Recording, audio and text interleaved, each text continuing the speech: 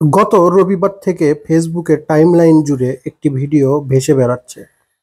সেখানে দেখা যাচ্ছে একজন ব্যক্তি চলন্ত ট্রেনে ঝুলে যাচ্ছেন।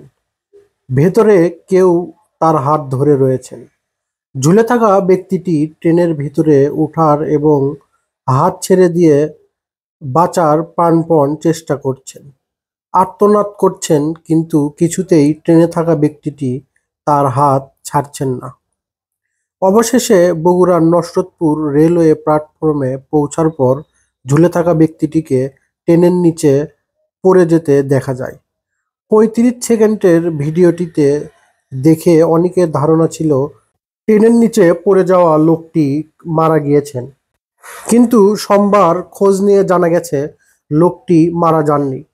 বগুড়ার একটি বেসরকারি হাসপাতালে চিকিৎসাধীন অবস্থায় রয়েছেন। ভুক্তভোগী ওই ব্যক্তির নাম মতিউর রহমান। তিনি নওগাঁর রানীনগর উপজেলার পারইল গ্রামের বাসিন্দা। পেশায় একজন আদম ব্যবসায়ী। জানা যায় মতিউরের পাঠানো সৌদি আরবের এক প্রবাসী, যার ইকামা কাগজের সনদ পাননি। এ কারণেই তার পরিবার মতিউরকে হত্যা চেষ্টা করেছেন।